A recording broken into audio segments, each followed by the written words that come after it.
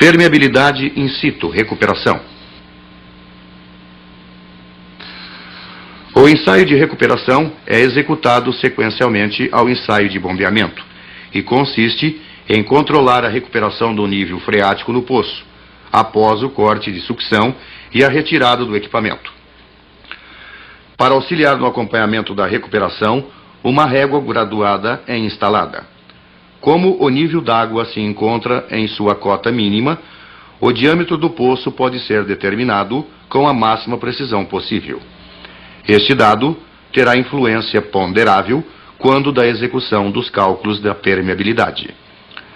O sistema elétrico de medida do nível d'água, ou PIO, é constituído de um voltímetro, de um cabo elétrico com escala métrica e uma ponteira de contato, que ao tocar a água fecha um circuito, provocando reação no ponteiro do voltímetro e um aviso sonoro. Com a variação do nível d'água, o cabo elétrico vai sendo recolhido, sendo os valores anotados em confronto com o tempo decorrido. O equipamento de sucção é retirado. Inicia-se o ensaio. Penetração estática contínua, Deep Sounding. Estamos assistindo aos procedimentos de ancoragem do equipamento de origem holandesa para execução do ensaio de penetração estática contínua, com 20 toneladas de capacidade.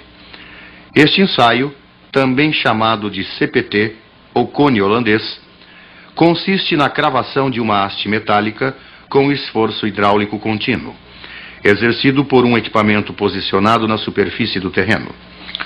Na extremidade inferior da haste, existe uma ponteira em forma de cone, que, dividindo-se em duas partes, mede a resistência da ponteira, a resistência de atrito lateral local e, remetendo os resultados para o equipamento de registro, nos permite chegar a tabelas e gráficos que indicam, de modo imediato, as heterogeneidades, sejam verticais ou horizontais de um solo, com a consequente possibilidade de escolha criteriosa das camadas de apoio, tanto para fundações rasas quanto profundas.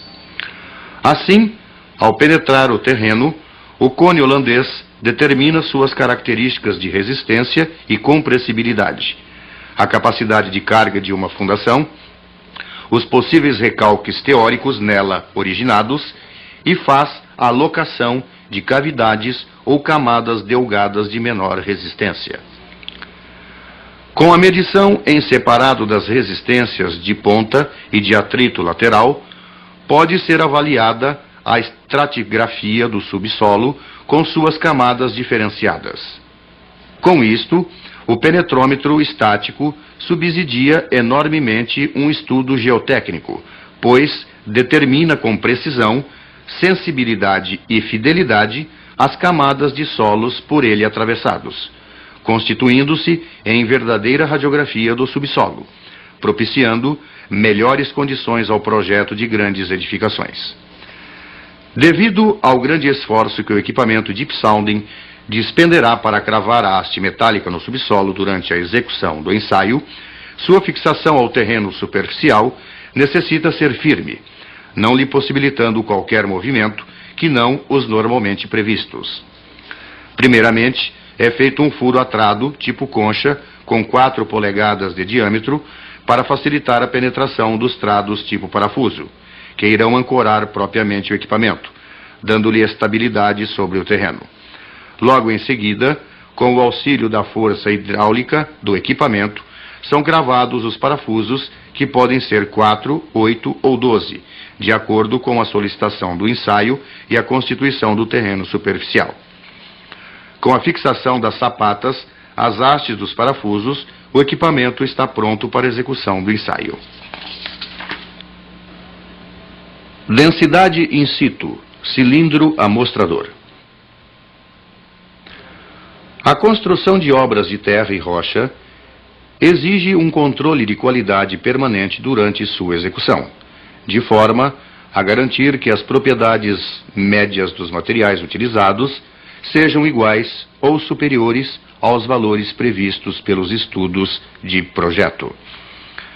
De maneira geral, as propriedades que se espera na obra não podem ser medidas direta ou sistematicamente durante a própria operação de execução da construção. Assim, propriedades como permeabilidade, deformabilidade, resistência ao cisalhamento e índices de suporte são avaliados pelo controle de qualidade através da determinação da massa específica aparente e seca dos materiais compactados. Este controle normalmente é utilizado em estradas e em aterros compactados de terra e rocha, e é feita pelo cálculo do grau de compactação ou da compacidade relativa no caso de materiais não coesivos. No controle através do cilindro amostrador, utilizamos um cilindro com volume padronizado 1000 cm³ para aterros e 500 cm³ para estradas.